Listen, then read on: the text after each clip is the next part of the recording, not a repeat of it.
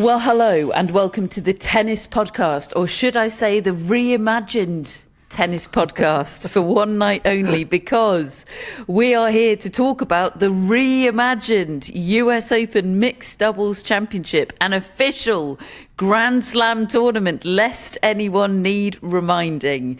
It is 1:15 a.m. and we're back at Tennis Podcast Towers, New York, because apparently tennis has designed a new format, a snappy new format that still finishes after midnight.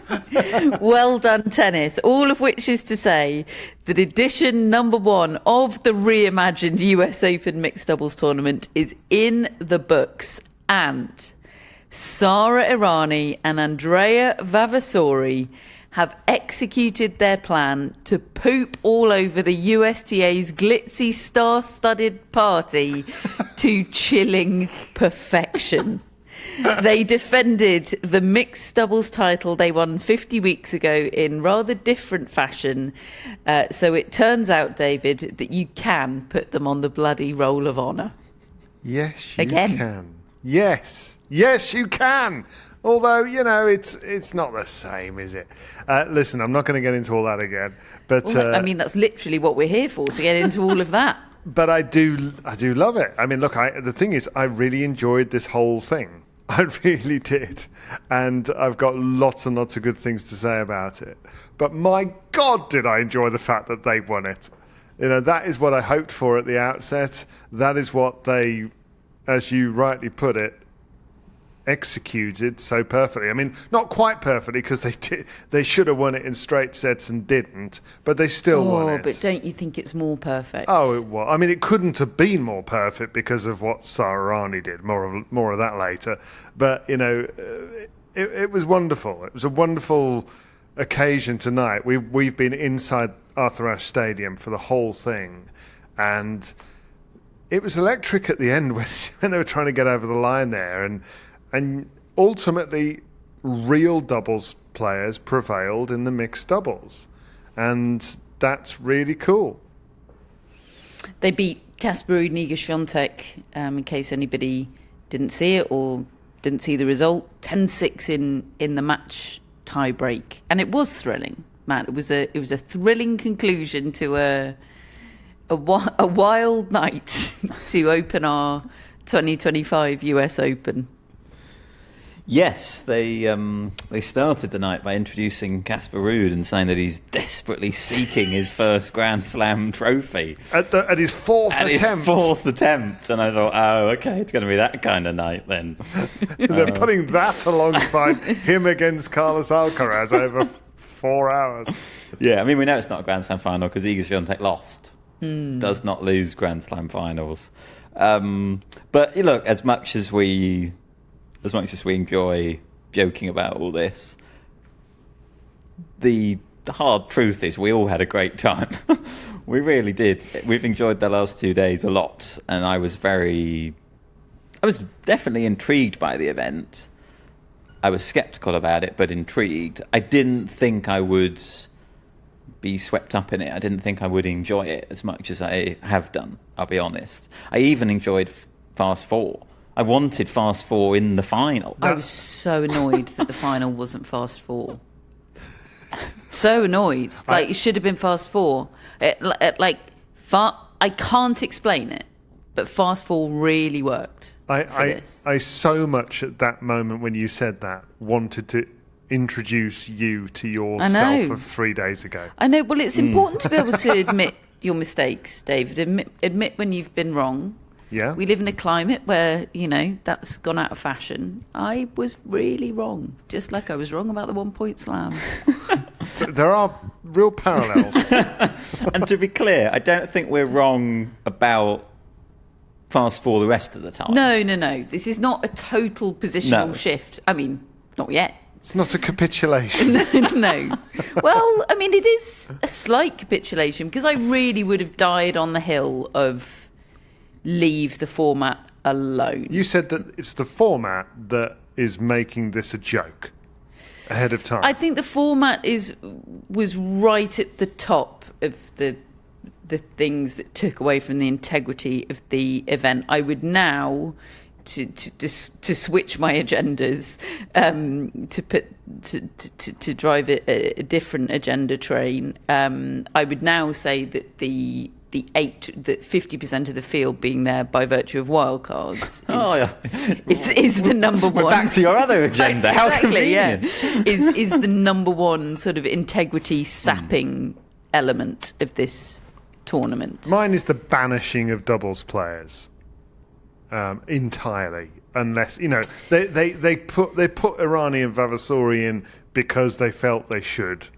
And actually, that made the whole thing to me. But David, I don't necessarily disagree with you, but the fact there that you're describing a system whereby sort of individuals are subjectively selecting who gets led in and who doesn't, isn't that the issue? Rather than, is there fundamentally an issue with having a tournament, a doubles tournament, alongside other doubles tournaments? There are still opportunities for doubles players to compete in the men's and the women's, and mixed doubles does only happen at Grand Slams and Olympics. There is sort of a novelty element to it. It's not tour doubles like the tour doubles players are used to playing.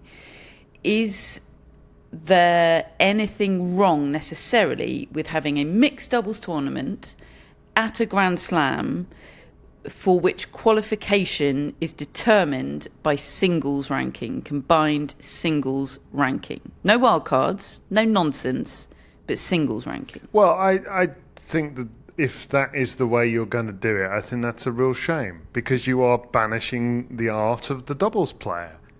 Players who are clearly, and have proved again tonight, that they're better than all of these other singles stars at doubles. And to not have them in, because if you want a system like that, I don't want that. I think that what made this really good was watching these doubles specialists against single stars. That was the best part of the whole thing. I agree with you, and the stakes, I really believe the stakes wouldn't have been the same or felt the same had it have been Casper Ruud and Iga Swiatek against, well, I know this was the semi-final, but against Pegula and Draper in the final. It would not have had the same edge. Ruud and Swiatek were in it, and they were intense, and they were competitive, but it's just not the same. It's not the same.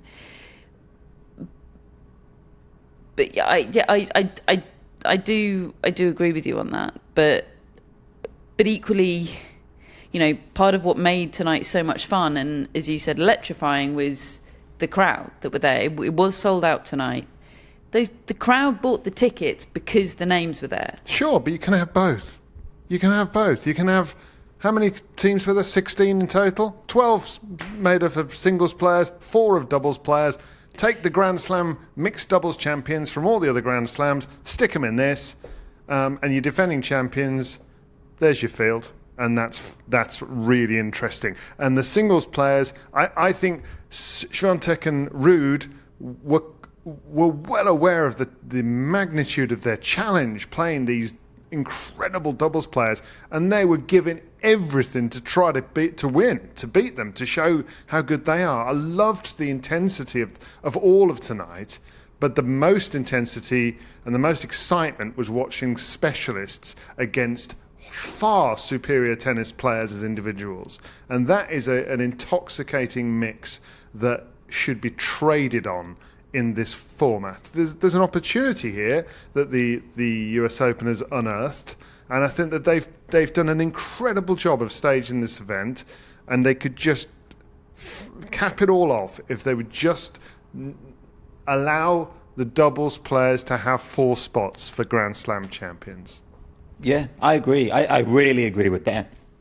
I think the event would be way less interesting and way more exhibition feely if it was 16 singles players. 16 pairings of just singles players. Really. A lot of it, yeah, quite a lot of it was. And I still enjoyed it. I still enjoyed it. If you'd called it the Eisenhower Cup or whatever it was, right. How different would it have been? We see that at other slams. We see these mixed doubles events, and they are they are just exhibitions. There's no stakes. There's no, there's no edge to any of the matches. Whereas we did have that because of Errani and Vavassori. And if we keep just a little sprinkling of them in, as Dave is describing, I think that I think it could grow. I think the singles players would want the challenge of trying to beat the doubles players, and I think the doubles players would want the challenge of trying to defend their territory. I think it could be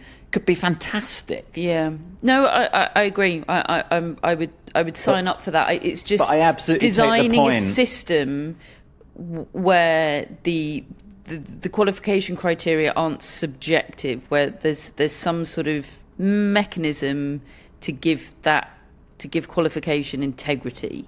And I like it. I like the idea of the Grand Slam champions at the other majors qualifying to compete here. Although that would only be 3 teams. Yeah, I guess you So you'd use have the last defending year's champions. USA. Yeah, and look, if Errani and Vavassori sweep all of the mixed doubles titles, and you haven't got 4 lots of different champions, maybe you find another way to get, whether it be finalists or whatever. I don't know. I have to say though, I'm almost 100% sure that's not going to happen. This idea that we're proposing, I think they double down. The other way. I think they double down on the idea that they've had, and they probably allow Errani and Vavassori to play again next year. Oof, I don't know about that. I think it's possible. We're in Paul Harhouse winning the Royal Albert Hall territory. We've been here, Matt. Yeah, I mean, we have been here. And what did you do? He won it 3 years in a row, and then eventually they just stopped having the competition. Right. Okay. So maybe No, they expelled Paul Harhouse. They changed the rules. They changed so Paul the criteria so he couldn't play. And they made Right. it more subjective. He was... So backstory here is David and I used to work on the Champions Tour. For a while there, it was sort of trying to be a credible, like golf has, a credible Champions Tour. And the year-ending, the equivalent of the ATP Finals was this year-end event held at the Royal Albert Hall in London. And you qualified... There were rankings. There were ATP Champions Tour rankings. And Paul Harhouse used to win this event. They had an event somewhere in the Netherlands. Yes, that's right. Every year. And he used to show up and win it every year. There you go, Eindhoven. And by winning this tournament, he would qualify for the Albert Hall. And this tournament was shown on BBC TV. They had quite a big deal broadcasting contract. It was a big deal. And it had that BBC contract because John McEnroe and Bjorn Borg and Yannick Noah played.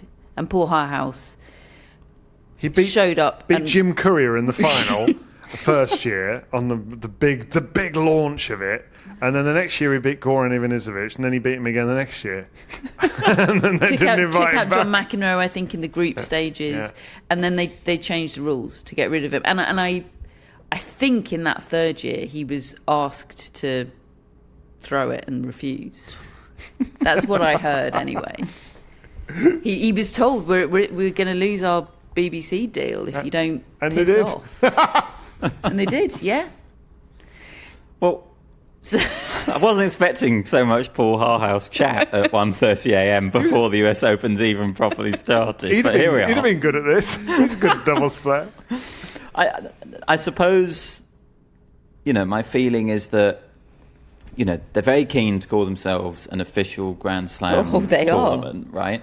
If they go the other way and they just make it all singles players, to me, they're going away from that. If they go in terms of involving some other mixed doubles champions and doubles specialist teams, I think you could actually make the case that would be the strongest mixed doubles field out of all the Grand Slams. If you've got enough good mixed doubles teams plus your singles stars who are your best players, that would actually be like the most impressive Grand Slam to win, I think, because exactly as you said, a lot of the other mixed doubles draws are a bit of a random mishmash of players. Mixed doubles draws are not that strong. They're not that impressive. I totally get... Most of them don't have $1 million on the line. Right, I totally get why the US Open wanted to revamp it. I totally get it. But I just think if they go all in on the singles players who don't really give a shit, who don't need the money, I think they would devalue actually a pretty incredible event that they might have hit on here. Yeah, I don't just there is lots good about trying to do this. They recognizing how much fertile, unploughed territory there is in the format of this sport where men and women play together is important, and how it has been so underploughed for so long is a mystery to me, really. But trying to do something about that and maximize it and put it to the forefront is a really good thing. And that crowd, I mean, it was packed by the time they'd got halfway into the evening. They got to about 8:30, 9 o'clock. There was barely a seat that you could see in 24,000. And it was less full for the ceremony. Yeah, I mean, the ceremony was something they need to attend to, because they tried to build it. Well, they did. They built a stage after midnight when everybody was leaving, and it was almost empty by the time they'd finished. So the ceremony was a shame, but the crowd absolutely loved it. Some of the exchanges, we saw some incredible rallies tonight. Half a dozen really spectacular points where you could see and hear and feel the crowd hanging on every stroke that's being played, and every get that's being made, and every incredible volley and rundown. And it was wonderful to hear that engagement and buy-in by this crowd. My sense was that this was a crowd that was getting to come to the US Open and watch tennis rather than absolute hardcore tennis fans. I think you get a lot of that at the US Open anyway. It's not just people who love tennis all year round.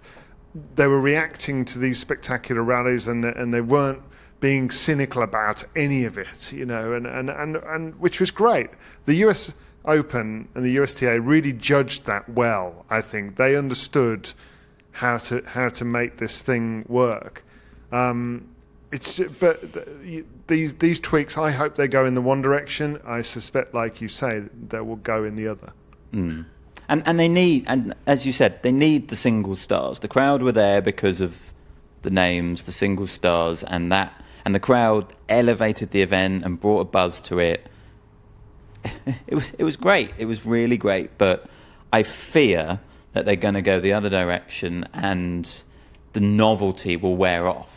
And then it will just feel like, I think it will feel more like an exhibition event. It'll be a competitive, fun exhibition. Yeah.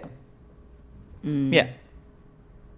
And I think that would still bring good crowds. They'll still get that element, but it won't have what we had tonight. It was notable tonight, and look, I had a good time throughout the evening, other than the lull midway through the first set of the final, when I was just annoyed that it wasn't fast four. That was the funniest moment. And I feel like we should say why we think it was weird for it not to be fast four. I think it was because, at that point we were starting to get quite late in the evening. The crowd, okay, they've only seen 2 matches, but they now got to invest themselves in a third match. I just felt like it was primed and ready. It was for it to happen all quickly, and there was a big gap, much bigger gap than there had been. There was more between faff other matches. Tonight than a there lot had more been faff. yesterday. It just felt like the whole thing of the event was getting on with it, and quick, fast, sharp, and just felt like we slightly lost that. It did turn into a really good final, and the comeback in the second set was why generally I like longer sets, because you had time for it to turn, and the momentum was swinging and all that kind of thing. I wasn't in the mindset for that type of tennis, because we'd had fast four the whole way through. It did feel a bit weird shifting. I wasn't watching any of the other matches thinking, I wish this was normal format. No, exactly. Incredibly, it had worked. Yeah, but I did think that I would get to the final, and you may remember yesterday we'd heard on ESPN yesterday that both the semis and the finals were going to be to 6 games. That was wrong. I got that wrong, but I think a lot of players walked out onto the court not knowing the format, David. Yeah, but- I don't think you're alone. But it was interesting. I was convinced that was a plus point, that it was going to be longer today. Yeah, me too. Yeah, and same. actually being in the stadium, I don't know how it felt watching on TV.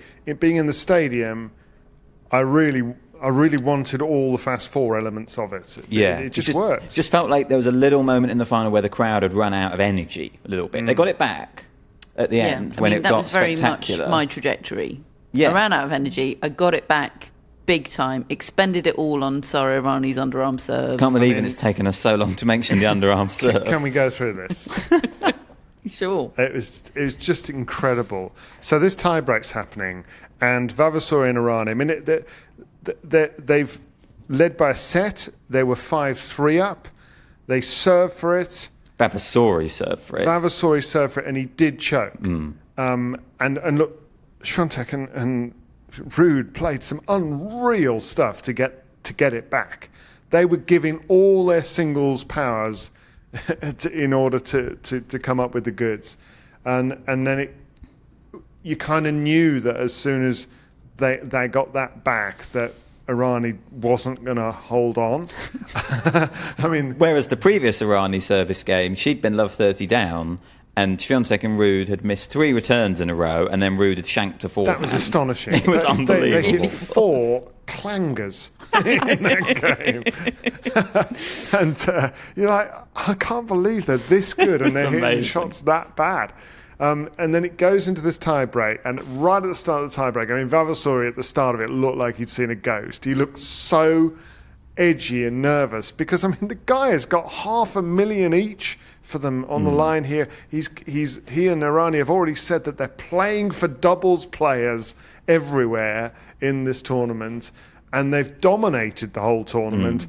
Suddenly, they've blown it, and they're in a 10-point tie-break, 1-set-all against the world number 2 in the women's game and a former champion, and Casper Ruud, who's reached the final in the singles, and all the momentum's with them. And suddenly they won 1 point, and Vavassori was back. He was. And he was leaping around the room, doing his jumping jacks, it was his like sprints. It was Arthur Ashe stuff, and they went 3-love up in the tie-break. They then went 8-4 up, I think, and there was this wonderful moment where suddenly the realization is, oh my word, Errani's got 2 points on her serve to win the title. And bear in mind, the fastest serve I saw her put in all tournament was 77 miles per hour. And she'd hit several in the low 60s. She got to match point. She hit and in our little media seats, a conversation started up between Matt and Catherine. I want to see an underarm serve. I wondered if she would, because she's done she it before. does. She's Yes. got form. You know, she hit one en route to winning the gold last year, and she hit one, I think, against Iga Świątek in the Billie Jean King Cup. Yeah. You know, like Match point. in key moments, she has underarm served in the past. But she hit a normal first serve. And it was like, oh. And then she missed. And we're like, oh, no, what's she going to do now? I mean, that serve was about 64 miles an hour, and it missed. Second serve, she motions as if to hit a serve, a normal serve, and then she went under it with the underarm serve. And before the crowd realised what had happened, Catherine just made a noise that I can't reproduce. It was very loud, and it was very high-pitched, and it was completely involuntary. And everybody around us just sort of jumped out of the seats. And then the rest of the crowd cottoned on, oh my word, she's hit an underarm serve, and then we're into a rally, and they're going all over the court, and then a forehand sat up for Errani to finish it! And then it was volleyed back at her, and then she couldn't get the ball over the net. And so the chance had gone. And they had a second match point. It should have been the winning point. It would have shouldn't it? been even more perfect than it was, but they won it on their second championship point, and it was The fantastic. problem was that because I was primed and anticipating a potential underarm serve, I reacted a split second more quickly than the rest of the crowd. It was That incredible. also reacted, there was a cacophony of response and noise a split second after my high-pitched screech, which I think will have been audible both on the court and on the broadcast. Because you made it when it was in complete silence. Still. So that was You one knew of the most exhilarating moments of my life. You knew about the underarm serve second in the entire room after a Sara Errani. It was incredible. She is incredible. And I went back to have a look at the statement that Errani and Vavassori put out. Do you remember this? Back in February, do. Yeah. when the concept was announced. They criticised the format as a pseudo-exhibition focused only on entertainment and show, a decision made without consulting anyone, which we can do nothing but accept. We see it as a profound injustice that disrespects an entire category of players. Putting money above tennis is never a good idea. And now they're millionaires. They split 200,000 last year when they won the title, and they split $1 million this year. I mean, it is just perfect. It's incredible. It Isn't is it? more absolutely perfect. It is the perfect conclusion to this You mixed doubles think they'll thing. be invited back next year, Matt? Oh, they have to be. I'm not convinced. Oh, I think they will. But They I can't risk this I happening think again. They Oh, will be. this was not a disaster for the US Open. This was. I don't think so, but I think they'll be pleased with it. I don't think the USTA are happy with this outcome. Oh, I don't agree.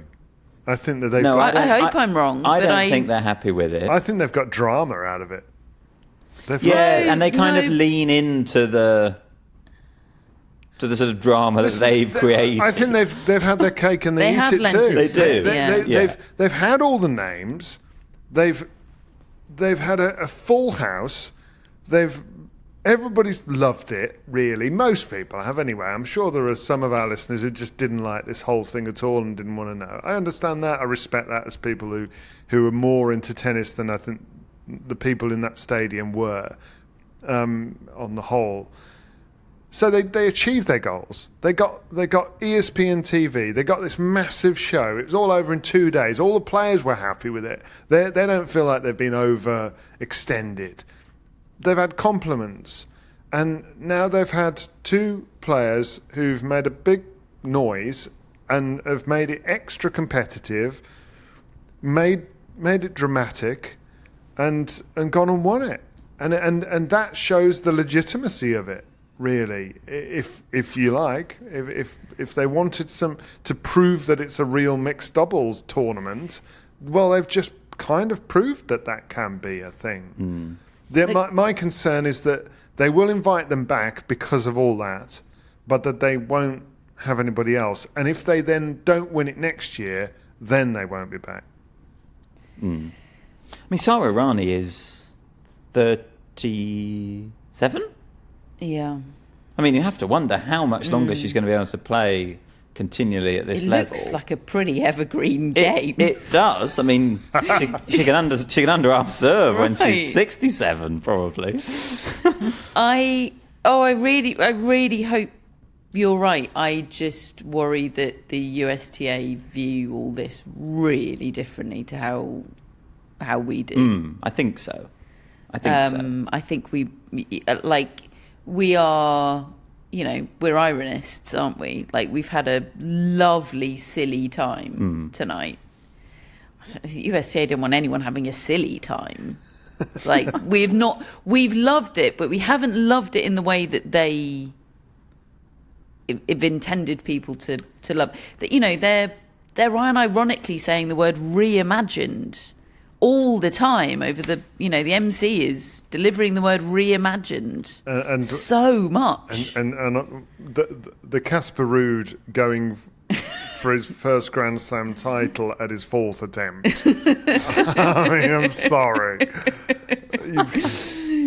I wonder whether that was being said tongue in cheek, but I don't think it was. Did tickle me. Listen, I hope they get it, because they've actually by mostly design and some fortune, stumbled upon a fantastic situation here, and they could make it even better. It's massively elevated Fan Week, which I think was their goal. And I would like to see some tweaks. I think the way it sits in the tennis calendar was a big problem. Like it starting a day after Cincinnati finishing was a joke. Yeah. I mean, credit to Iga Świątek, I have to say, for playing as she did. That's partly Cincinnati's fault. It is Cincinnati's finishing fault. On a Monday. It's Cincinnati's fault, but I would like to see that just figured out for next year, so that we're not in this situation again, because that was a problem. I think some of the entry, people backing out and repairing, and whether you can repair or not, I think that was all a bit messy, like the process of the various different entry points and all that kind of thing. I found that a little bit messy through the year. I think that could be tidied up. I think the big fear they would have if they did any more doubles teams is that they might end up with a semi-final lineup of Vavassori and Errani. And they definitely don't Collins want and that. Harrison against Vavassori and Errani was already pushing it a bit, I think, for I think there's vibes. Absolutely no way they go towards what we want. Yeah. I think they might. I think this is a moot discussion. I think they might let Errani and Vavassori in. Once. Yeah. Until I they really worry lose. that they won't. Yeah. I really worry that they won't. I also think there would be a lot of interest for me to have a Sinner-Siniakova type pairing, a top singles player and a top doubles player. Okay, maybe not a top doubles team, but I think there'd be scope for a lot of those Shelton sorts of pairings. didn't do well, did they? No, they didn't. The fact that they lost to Collins and Harrison, because Collins is not fit. No. It would not surprise me if she pulls out of the singles. Oh, I don't think she'll pull out. But I don't think she'll get very far. She's desperate to cash the check, as she says. She's take the first round. Unapologetic about that. She wants the money, and fair enough. She's earned the money by ranking. I don't think she's pulling out. Okay, well, just to round out our discussion of the reimagined US Open Mixed Doubles Championship, an official Grand Slam tournament, I'm going to pick up where I left off yesterday with just some quick fire questions. Okay. About it all. Maybe not quick fire, sort of one sentence, one word, but pithy stuff. Not finishing after midnight type stuff. Snappy format. It is 1:52 in the morning, but spiritually not finishing after midnight. Get on with it. Okay. Oh, God. Right. What worked? Let's list the things that worked about Fast four. This thing. Yeah. God, life comes at you fast, doesn't it? Doesn't it? We're fast four people. Yeah. Most of it worked. Most of it worked. I loved yesterday. But the headlines, if you're doing a feedback form, headlines, what worked? Yesterday, the nature of it taking up the whole day, matches everywhere, two courts, split screen on ESPN, proper commentators on the courts, passing it over to each other. The buzz of it, seeing all the different pair, we were suddenly presented with 16 fun pairings. I thought that was great. That really worked for me. Okay, what didn't work? The stage. And this is not unique to mixed doubles. No, but erecting a stage, crazy. The indulgence of it, just totally unnecessary. But just so highlighted by doing it after midnight when everyone was all leaving. The crowd dispersing. Everybody just took one look at that and said, "Oh, I'm not waiting for that." Honestly, the bloke sitting to our right who had lost his mind when Errani and Vavassori won a crazy point in the tie break. Not even to go match point up. Not even when they won. It was to go 7-4. It was right to go 7-4. Everybody in our section of the crowd was staring at him, and for the next point, I was actually watching him and not watching the tennis because he he could have done anything. He could have streaked on the court. He was that next point was Iga Swiatek double faulting. Right. And he double fist pumped that. Yeah. He did not stay for the ceremony. No. He was more hype than Errani and Vavassori. Jasmine Paolini was thinking of not staying, I think. What else didn't work? Kind of as I said earlier, I thought like the whole situation around Sinner not being able to play, Siniakova being in, but then her not playing, and then it being Harrison and Collins. I thought that was... I don't think that worked. The entry requirements. Like everything to do with entry requirements, the fudging of it all, the subjectivity of it all, 8 wild cards. Yeah, that was too many. I think there's room for a couple. You're okay with 1/8 of a competition being wild cards? You think that's compatible with integrity? There's a lot of wild cards around in tennis. And I know you don't like them, but they're everywhere. They've always been there. It ain't going to change. But the more you have of them, the more you have of them, the more they compromise integrity. I do think the dilution of them matters. Yeah, I mean, I'm okay with 1 or 2. By the way, I thought being in the stadium tonight, and I wouldn't have noticed this on TV, the DJs really work. The way they fill the gaps, and they are part of the entertainment and part of the staging of the countdown. Okay, the countdown into a VT didn't work as well for me. I would rather have that into suddenly the players appearing in the tunnel. But I really enjoyed the DJs being. I enjoyed the DJs profile. Too, but they are covering up for faff. There was some unnecessary faff tonight that there wasn't yesterday. They were, but it just it kept energy levels high in there to me. It did. But things... I was constantly dancing. Things could have been... We're in the what didn't work section, David. You had your chance to bring up the DJs in what worked. I'd forgotten that bit, so I thought I'd just make sure it was there.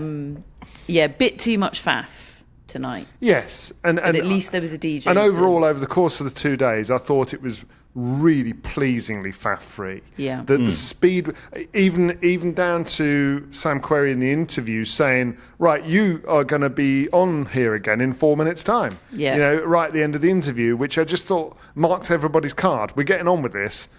Okay. Yeah. And so, I think they did that well. Another thing that didn't work quite literally was the video review. Yeah, that was terrible. I mean, this is not... I feel like that could have happened in any match, mixed doubles or whatever. Like, tennis has not sorted itself out with this video review Jessica thing. Pegula seemed to think there'd been a double bounce, so she'd patted a winner away, but she'd hit it whilst over the other side of the net, basically. Because she thought the point was already over. Yeah. So she got called for it. Rude and Swiatek turned it on her and challenged her shot. The stadium had no idea what was going on, who was challenging what, why they were all standing around. I don't think they even knew there was a challenge system for that kind of thing. And the umpire tried to say a couple of, but the screens weren't working. None of the replay systems worked. It was a bad 7 minutes. Yeah. Anyway. And actually, you mentioned Sam Querrey and the interviews. The sound system in Ashe, I mean, again, not specific to the mixed doubles, but it doesn't work. And this is the thing. Players can't hear questions that are being asked there them. Was a fantastically awkward interview yesterday with Pegula, Draper, and Sloane Stevens. Yeah. And on TV, you think, well, what's the problem? We can hear you clear as day because they've got broadcast quality mics going straight to the TV, and yet the players who are stood right next to each other can't hear each other, and all of us in the stands. It's just you have to really tune in to try and hear what's being said. I can't tell what bad. anybody's saying. Yeah, so that doesn't work. But again, that's not specific to the mixed doubles. No. Anything else? Next question? Do you want to do this again next year? Oh yeah, absolutely. It's great. And would we? I think I want all the slams to do it. Would we come out a day earlier again to cover it in the way we have this year? I mean, I don't regard it as a news story next year. I mean, I enjoyed it and I want to watch it again. And if they did have the doubles teams that we're talking about against the singles players, I would want to see competitively who wins. I'd be interested in that. but as entertainment and competition. But, personally, I'm here early because it's new. Okay, last section, proposals and amendments. It's a feedback form to the USTA. What are your 3 key proposals or amendments that you would put forward for the format? Well, I mean, it really is those doubles teams, the champions from the other mixed doubles tournaments. Don't lose that, because that was the best bit of this. Stage, definitely. And it's just a few tweaks. I think they did a brilliant job. I really do. Matt? Not much to add, really. I think we're on pretty much the same page. I think I would like to see, I think one of the things that, for example, the United Cup does really well is seeing a lot of the interactions within the team. And I kind of think that maybe there was more to, maybe they could have got some more content out of the fact that we had these pairings. So yes, we saw them interacting on court, but maybe they could have given us some more practice sessions, or the Runa Anisimova content that we so enjoyed, which was great. And they did a little bit of that for some teams, but it wasn't consistent. Where they failed to high five. And they streamed the Raducanu Alcaraz practice. Yeah, but I just felt like just get even more out of those little, because it's built for that. It's built for it. We would eat that up. Yeah. We would. We did eat up the Runa leaving Anisimova hanging for a high five and her having to style it out. Watched it 3 times on a loop. Even more of that. Yeah. That's a good point. Okay, it's been fun. God, really fun. I really did have a fun night. There was a lull, and there was quite a long queue at Italy for dinner. Because we discovered the media restaurant closed at 8 o'clock. 7 o'clock? 7 o'clock. 7 o'clock. At the time that matches... Well, they didn't even start at 7 because there was faff. But media restaurant closed at 7. A lot of things closed. Yeah. That's probably a little bit of feedback. Very good. Keep stuff open, folks. Yeah, absolutely. Okay, but fun has been had. Fun has been had. We hope you've enjoyed it as well.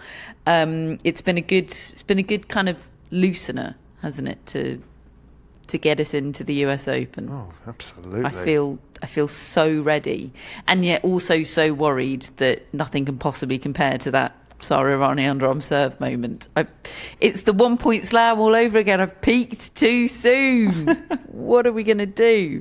What we're going to do is come back and do daily podcasts from Friday onwards, folks. That makes it 14, 15, 16, 17 daily podcasts from Friday onwards. We have 2 previews, and then it all kicks off on Sunday with 15 daily podcasts from the final Grand Slam of the 2025 tennis season. We have our live show tomorrow, or today, later on today. How much sleep will we all have had? Who can say? There's going to be a PDF dropping in my inbox in 10 hours. Not 10 many hours. But we're pumped for the live show, and to everybody that's coming, we can't wait to see you. We really can't. It's going to be great. Folks, we have our mascots, of course. Hello to Phoebe, Maisie and Roger. Hello to our top folks and executive producers, Greg, Chris and Jeff. Are we going to have shout-outs, Matt? Have you got it in you? Yeah, it's been a fun show. Yeah. Off you go, then. We have Lee Ferguson. Hello, Lee. Right, Lee. Who is from Kent. Oh, Very good. Like Lee Childs, the former British tennis player who's now involved at Queen's or Wimbledon. I can't remember which one. Lee Child an author? The Jack Reacher novels? I don't know. But is it the same person? No. He's definitely a tennis player, Catherine. Big server Lee back Child. in the day. Telling you. Lee Child. Yes. Well, Lee Child is a pen name, I think, for the author. Okay. Can we just confirm they're not the same person? Yeah, so Lee Child, singular, Yeah. is the writer. Right. Lee Childs, Ah. plural, Yes. See? or not plural, that would be Lee Children. Anyway, child with an S is the retired British tennis player. Yes. Thank you, Matt. Wow. Well, thank you, Google. No, thank you, me. Thank you, David. I beat Google Always to it. thank you, David. Following match victories in 2000, Childs was hailed as the future of British tennis. Correct. Wow. Massive And how serve. did that future He look? famously defeated Nikolai Davydenko at Wimbledon in 2003, That's Wikipedia right. says. Yep. Correct. He then lost in the next round to 17-year-old Rafael Nadal Wow. in straight sets. I remember that. Got a feeling Charlie Eccleshare might have been at that match. Of course he was. Lee, thank you for taking us down this long and winding road. Yes. What a treat. Thank you, And mate. for the purposes of this episode, he reached the third round of Wimbledon mixed doubles in 2002. Who with? Stand by.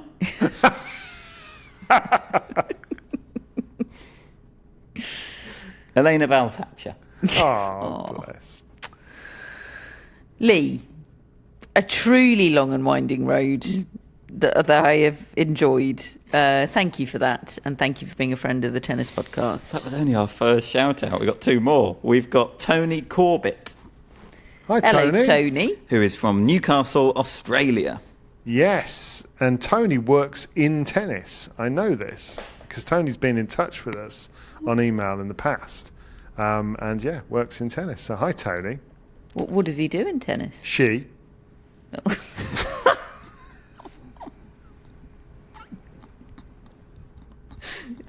It's a man, actually, Derek. No, it's not. No, that's a famous clip. Oh, is it? You know.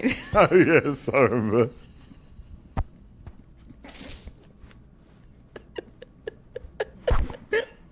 It's my favourite ever clip. This day can't get any better, can it? Tony, I'm sorry. And that probably happens to you all the time, and I really am sorry to be part of the problem. Continue telling us about what Tony does in tennis. I can't quite Well, remember. Tony says, been going to the Australian Open since well before it was popular. A standout year was when we bought tickets to the Australian Open ball. I remember dancing on the dance floor beside Martina Hingis. Wow. Whoa. How cool is Okay. I know you could buy tickets to the Australian Open ball. gosh. Except So I it's always just have a a bit of a free- is it memory of just- that coming up in the shout out before. Is it just first come, first serve? Sorry, I don't know how you would possibly be able to answer that. No standby from Matt this time. Tony, again, thank you for taking us down this long Yeah. and winding road. Absolutely.